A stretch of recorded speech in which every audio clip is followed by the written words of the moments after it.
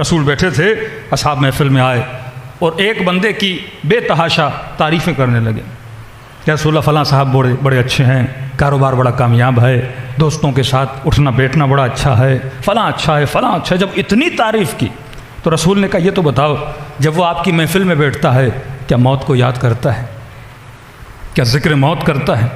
کہ نہیں یا رسول اللہ۔ کہ پھر اتنا اچھا نہیں ہے۔ اچھے ہونے کا ریزن جو رسول بتاتے ہیں وہ کیا ہے؟ ذکر موت کرنا۔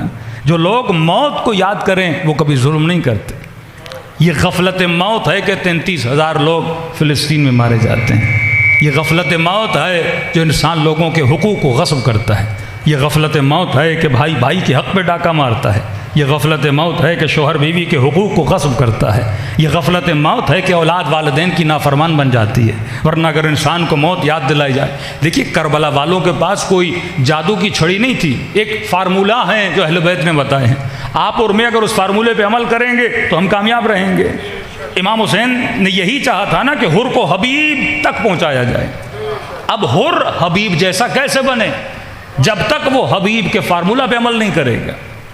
جناب یوسف قرآن میں فارمولہ بتا رہے اللہ ما رحم ربی، اگر خدا رحم نہ کرتا پھر بتا رہے ان نفس لامارۃ بالسوء، یہ نفس انسان کو گمراہ کر دیتا ہے۔ یہ فارمولے بتا رہے ہیں۔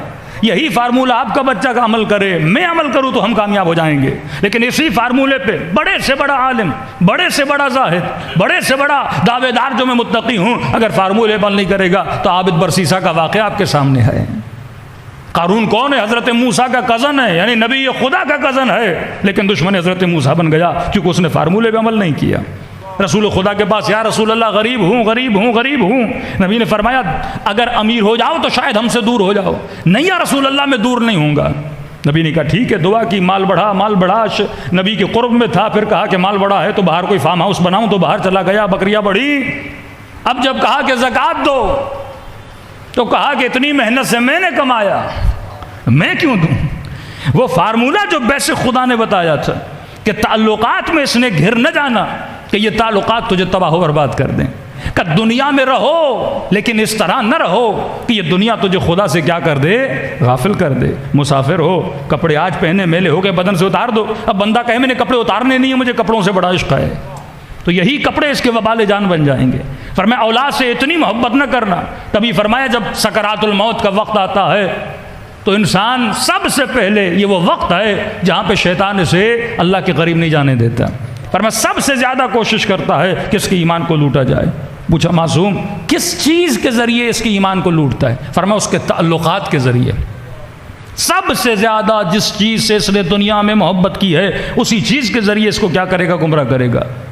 اور فرمایا اعمال کو جس طرح مجسم کیا جاتا ہے، مثلا بیٹے سے بہت زیادہ محبت تھی، شیطان اس کے سامنے عالم مثال میں اس کا بیٹا لائے گا، اس کے گلے پہ چھری رکھے گا، کہے گا میری بات مانو ورنہ تیرے بیٹے کے گلے کو کیا کر دوں گا؟ کاٹ دوں گا۔ کلمہ پڑھو گے تو تیرا بیٹا کٹ جائے گا۔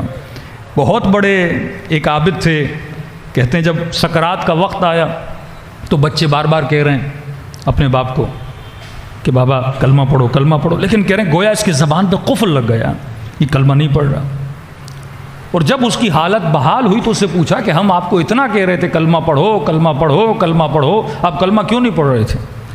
تو اس بندے خدا نے اپنی زندگی میں ایک سب سے مہنگا قالیچہ لیا تھا، بہت مہنگا تھا، اور اس نے اپنے صندوق میں وہ چھپا کے رکھا تھا۔ ہر انسان کو کسی نہ کسی چیز سے محبت ہو، تو کسی کو گاڑی سے بہت زیادہ محبت ہے، بچے کو کھلونوں سے زیادہ محبت ہے، کسی کو اپنے چھوٹے بچے سے زیادہ محبت ہے، تو اس نے وہ قالیچہ چھپا کے رکھا تھا اور کہا کہ جب تم کہتے تھے کلمہ پڑھو تو میں نے دیکھا کوئی شخص کریہ الوجہ میرے سامنے کھڑا ہے اور کہتا ہے کلمہ پڑھو گے تیرے قالیچے کو آگ لگا دوں گا۔ کہ اب قالیچے سے اتنی محبت تھی لہٰذا میں کلمہ نہیں پڑھ رہا تھا۔ اسی طرح اگر بیٹے سے محبت ہے تو بیٹے کو سامنے لایا جائے گا۔ یہ جتنی محبتیں ہیں یہ انسان کے سامنے آتی ہیں۔ حدیث معصوم ہے، فرمایا جب سکرات کا وقت آتا ہے تمہارے زندگی میں جو محبتیں تھیں، ایموشنز تھے، اس کو اللہ کیا عطا کرتا ہے؟ جسم عطا کرتا ہے۔ فرمایا سب سے پہلے ایک جسم آئے گا تمہارے سامنے، تم اس سے پوچھو گے کہ بتاؤ تم کون ہو؟ میں مرنے والا ہوں، کہاں تک میرا ساتھ دو گے؟ تو آواز آئے گی کہ میں تمہاری اولاد ہوں۔ مطلب اولاد کی محبت کو خدا جسم دے گا، کہے گی میں تمہاری اولاد ہوں۔ پھر یہ جو مرنے والا شخص سے پوچھے گا کہاں تک میرے ساتھ چلو گے؟ تو یہ آواز دے کر کہے گی کہ بابا ہم صرف قبر تک آپ کے ساتھ ہیں، اس سے زیادہ ہم آگے نہیں چل سکتے۔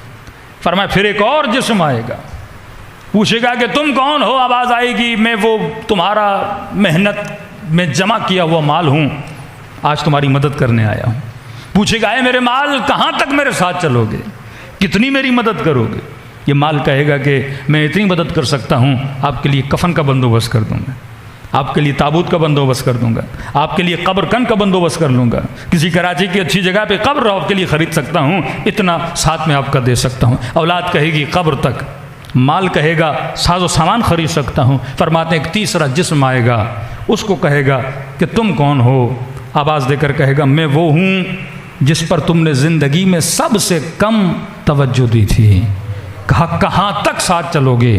کہا قبر میں بھی تیرے ساتھ ہوں، برزخ میں بھی تیرے ساتھ ہوں، قیامت میں بھی تیرے ساتھ ہوں، لیکن میں بہت کمزور ہو چکا ہوں، بہت نحیف ہو چکا ہوں۔ پوچھے گا تم قیامت تک میرے ساتھ چلو گے؟ بتاؤ تو صحیح تم کون ہو؟ کہ میں وہی ہوں جس کی طرف کم توجہ دی تھی۔ کہ کیا نام ہے تمہارا؟ آواز آئے گی میں تمہارا عمل ہوں۔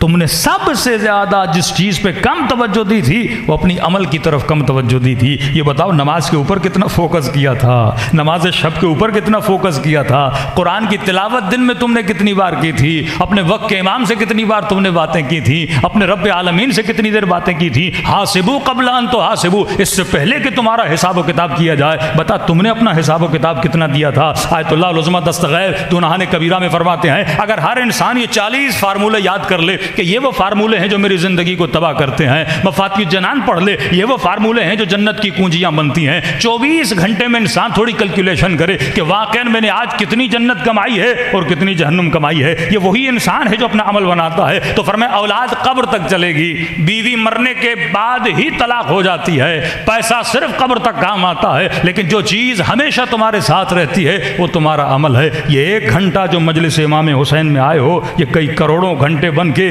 عالم برزخ میں تمہاری مدد کریں گے۔ اور ایسے نہیں فرمایا، فرمایا موت ایک ایسا راستہ ہے، موت مایوسی کا نام نہیں ہے۔ موت انسان کے لیے مایوس تو وہ ہو جس کے ذہن میں یہ تصور ہو کہ زندگی دی اینڈ ہو گئی۔ ہمارے ہاں اینڈنگ کا تصور نہیں ہے، ہمارے ہاں موت ایک مرحلہ ہے جس کو انسان طے کرتا ہے۔ اور عالم برزخ میں اگر نیک ہوگا تو امیر المومنین کی زیارت ہوگی، رسول خدا کی زیارت ہوگی، اپنے احباب و اقربا کی زیارت ہوگی، شہداء کی محفل میں جائے گا۔ تبھی فرمایا مومن کی موت سے کبھی مایوس نہیں ہوتا، کیونکہ مومن کے لیے موت نہیں ہے بلکہ اہل بیت کی زیارت کا پیغام ہے۔ صلوات پڑھے محمد و آل محمد۔